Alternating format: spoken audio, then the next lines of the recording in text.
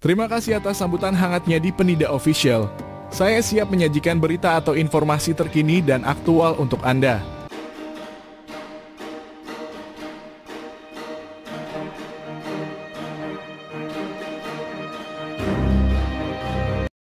Kegagalan P3 untuk lolos ambang batas parlemen dalam pemilu 2024 merupakan sebuah realitas yang menunjukkan bahwa dukungan terhadap Ganjar Pranowo Mahfud MD di Pilpres 2024 tidak memberikan manfaat yang diharapkan. Pelaksana tugas Ketua DPW P3 Bali, Idi Musayyad, mengakui bahwa partainya tidak mendapatkan efek positif dari coattail effect atau efek ekor jas karena mendukung Ganjar Mahfud. Sebaliknya, suara partai malah tergerus.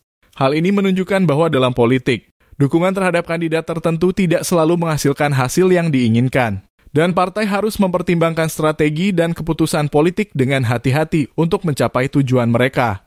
Pernyataan dari Ketua DPP P3 Bidang Organisasi, Kaderisasi, dan Keanggotaan dalam kurung OKK, Wilayah I3 menunjukkan bahwa partai akan melakukan evaluasi menyeluruh terhadap strategi politiknya untuk pemilu ke depan. Salah satu pertimbangan yang akan dipertimbangkan adalah pemilihan usungan capres-cawapres yang dapat memberikan efek positif bagi P3. Hal ini menunjukkan pentingnya adaptasi terhadap dinamika politik dan kebutuhan partai untuk mencapai hasil yang diharapkan dalam pemilihan selanjutnya. Pengamat politik dari Universitas Pendidikan Nasional dalam kurung Undiknas Inyoman Subanda mengungkapkan bahwa salah satu penyebab P3 tidak bisa menembus ambang batas parlemen 4% adalah dukungan mereka terhadap Ganjar Mahfud. Subanda menyatakan bahwa perkiraan banyak orang adalah partai-partai bernuansa Islam akan mendukung Anies Baswedan, namun P3 malah mendukung Ganjar dan berkoalisi dengan PDI Perjuangan. Hal ini menunjukkan bahwa dalam politik, strategi koalisi dan dukungan terhadap kandidat tertentu dapat berdampak signifikan terhadap hasil pemilihan. Menurut Subanda, P3 merupakan partai Islam dengan basis massa Islam tradisional. Dengan memilih untuk mengusung Ganjar Mahfud dan berkoalisi dengan PDIP yang merupakan partai nasionalis, P3 kehilangan konstituennya. Padahal pendukung P3 sudah memiliki akar yang kuat dalam identitasnya. Subanda menjelaskan bahwa kegagalan P3 untuk masuk ke Senayan merupakan kejutan bagi publik, mengingat P3 merupakan salah satu partai lama seperti Golkar dan PDIP. P3 dianggap sebagai partai yang berpengalaman dan memiliki basis massa yang tradisional, namun upaya untuk mengemas dirinya menjadi lebih modern tidak mampu menarik kembali dukungan dari basis massa tradisionalnya.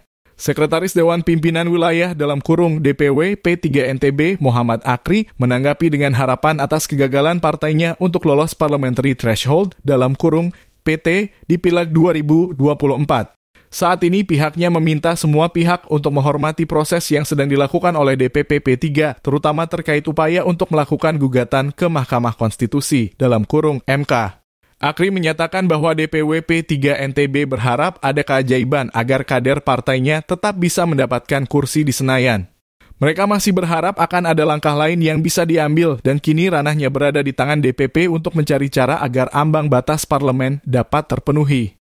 Anggota DPRD NTB tersebut menyatakan bahwa Provinsi NTB telah memberikan suara secara maksimal untuk Pileg DPR RI. Sebagaimana diketahui untuk Pileg DPR RI Dapil NTB II Pulau Lombok, P3 sebenarnya berhasil mengamankan kursi jika lolos ke Senayan.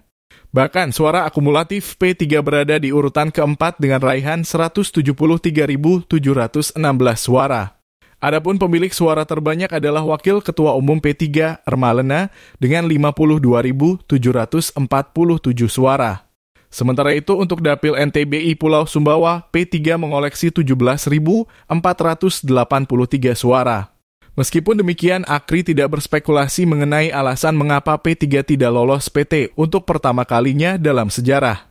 Namun ia tidak menampik bahwa dukungan koalisi di Pilpres kepada pasangan yang kalah, yaitu Ganjar Pranowo Mahfud MD, bisa menjadi salah satu alasan P3 tersingkir dari parlemen. Ini masalahnya tidak tahu ini apa efek Pilpres atau apa, tapi ia bisa jadi, dalam kurung, efek Pilpres papar ketua fraksi P3 DPRD NTB itu.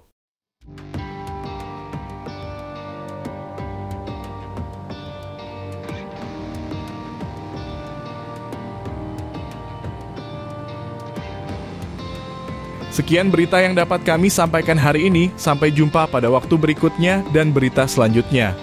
Jangan ragu untuk subscribe dan memberikan komentar. Salam dari Penida Official.